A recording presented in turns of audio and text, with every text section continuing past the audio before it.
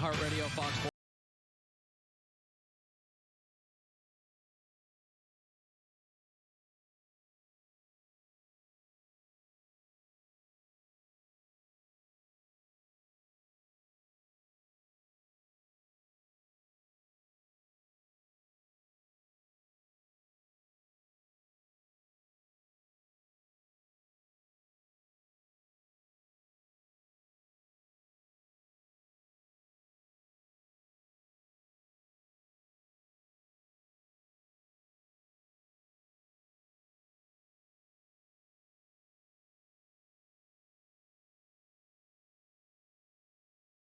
And hang out in the dugout.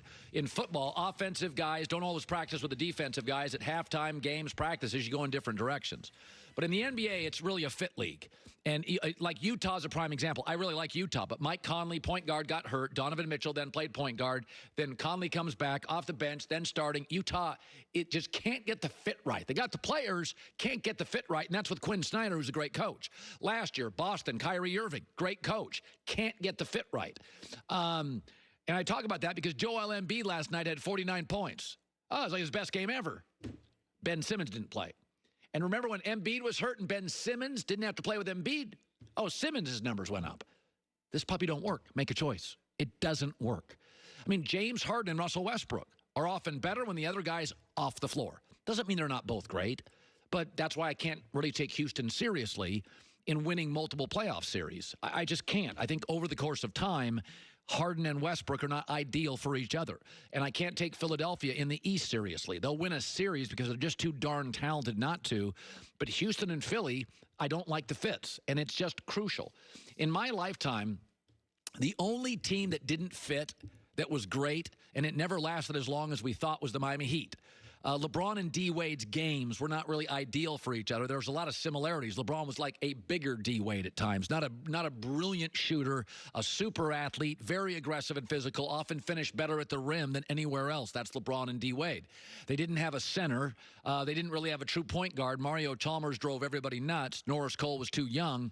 That team, that chemistry didn't work. But the advantage, the reason Miami made it work is number one, you had the best player in the league, maybe the fourth best player in the league, and maybe the ninth best player in the league. And so their talent was great. Secondly, they chose each other. So LeBron, D-Wade, and Bosh were buddies. They like chose each other. They made it work. And again, they're three of the smartest guys in the league. So they just but it was never ideal. Let's be honest. If Ray Allen doesn't hit one jumper, in 4 years, the most talented team wins one title. They kind of underachieved. They got beat by a Dallas team as a heavy favorite. They got beat by a San Antonio team as a favorite. And Ray Allen saves them from losing 3 out of 4 finals. So fit matters. Philadelphia's got to make a decision to me. And the decision's pretty, I'll tell you, I'm in the minority here. I like Simmons. Because I think in this league, you have to either shoot threes or be able to get the ball to 3 shooters. And I think Simmons does that. I think Embiid has a track record of being hurt. He's sometimes a little distracted. He's a remarkable player, but I don't think titles go through bigs. If they did, Anthony Davis and Joel Embiid and Giannis, they'd have all the titles. And Anthony Davis, they don't. Wings and guards do. So I would choose Simmons. And I also think on the market, you can get more for Embiid. So I would go Simmons over Embiid, but I can't take Houston. I can't take Philadelphia seriously to win multiple series. The fit's bad. So I saw this story. One of the things, I don't like to be seen as a bully. That's why I've had multiple opportunities with Baker Mayfield last year. I would say something. He would respond to what I said, and I would not respond back. You can do whatever you want with my opinions. If you like them, great. If you hate them, great. You want to mock them, great. If they inspire you, fantastic. But I have opinions. You can comment on my opinions, but I'm not going to go back and forth on Baker. I don't want to seem like I'm an older guy picking on a young guy. And I don't want to pick on Aaron Rodgers, although he's a grown-up, net worth $300 million. But I saw another mock draft today. Bucky Brooks, my buddy, NFL scout, former player. He's got the Packers taking a quarterback in the first round. My takeaway is, what's the over-under on when Aaron Rodgers is going to talk about this? It's you can just sense a Danica Patrick, Aaron Rodgers podcast right around the corner. Or he's going to show up on 102.9 The Hog, the rock and roll station in Milwaukee. So Aaron's got opinions. Smart people do. He is the face of the franchise. He's got a Super Bowl, so he deserves an opinion. He has absolutely earned an opinion. But we know Aaron, and I don't think I'm being brutal. We are going to get some level of snark if he is asked about, Aaron, what do you make of the Packers considering drafting a quarterback in the first round? So we thought, what level of snark will we get? We thought we would introduce a new game on the show today. Tonight, how will Aaron Rodgers respond to the Packers potentially drafting a quarterback? I thought that was an interesting change. Aaron Rodgers enters the Snark Tank. Okay. There are levels of snark when he is going to be asked by Milwaukee's Best Rock radio station or the Milwaukee Journal, or he's going to be, at one of these OTAs, he's going to be asked about it. So we're going to try to guess. We're all going to try to guess here the level of snark on Snark Tank that will come from Aaron Rodgers. Now, will it be baby snark?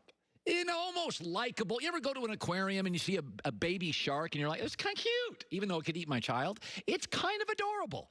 Will it be baby snark like this? How disappointed are you that you will not be a 49er? Not as disappointed as the 49ers will be that they didn't draft me. I kind of like that. That's spicy. Yeah, a little spicy. It's baby snark.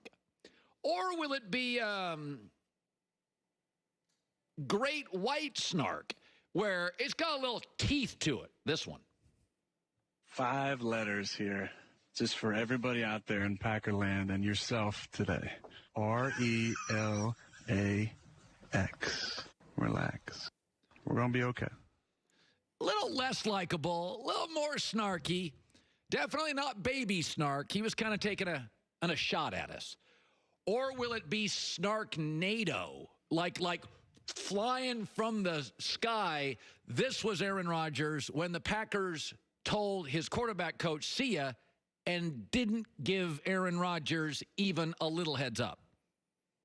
Well, my quarterback coach didn't get retained. I thought that was an interesting change, really without consulting me.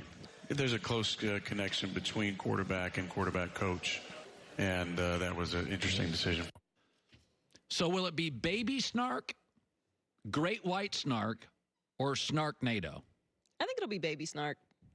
You think he'll just be kind of funny snarky? Yeah, it'll be funny. Because I don't think Aaron Rodgers truly believes he's being replaced, which he's not being replaced. What if this company drafted me in the first round of their pick? Wouldn't be happy. I mean, you feel like you're in a vulnerable spot. I'm saying I may go great white snark. You might go. No, if they do take a quarterback, which it's there's enough smoke there that there's probably some fire to it. He's gonna sit in the same way that Aaron Rodgers did. All right, can I do the open again? Now we're closing another edition, our first edition of Snark Attack. Tonight, how will Aaron Rodgers respond to the Packers potentially drafting a quarterback? I thought that was an interesting change. Aaron Rodgers enters the Snark Tank. Sharknado's a fun movie. I didn't watch it. Did you watch it? I did watch it. All right, coming up next, I don't know why. The media is getting dismissive. And it's rankling me. They're getting dismissive with political candidates. They're getting dismissive. Joe Burrow's hand size. Oh, give me a break. Of course it matters. We have a history here. Small, tiny hand guys don't do as well in the NFL. We're dismissive. Baker Mayfield, Johnny Manziel, Jameis Winston, poor judgment in college. It doesn't mean anything. Of course it means something. The media is dismissive again yesterday on something that, if you take a deep breath this is not an excuse, it is a reason. And I will have to lecture the media again coming up next. It is still very early in the year. We're not out of February yet, okay? But if you run a small business, 2020 is going to fly by. That's why you should use LegalZoom right now to make sure you are set up for the year. Over the past 19 years, LegalZoom has helped more than 2 million Americans start their biz by incorporating, forming LLCs, and more. But even after your business is set up, LegalZoom can help you out with a lot more things like lease agreements, changing tax laws, reviewing contracts, all play a part in running your business. These are precisely the kinds of costly hurdles that take away from growing the business. So LegalZoom, network of independent attorneys and tax pros.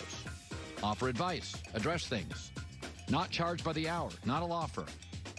Go to LegalZoom.com today. The promo code is COLIN. Put it in the box for special savings. LegalZoom, where life meets legal.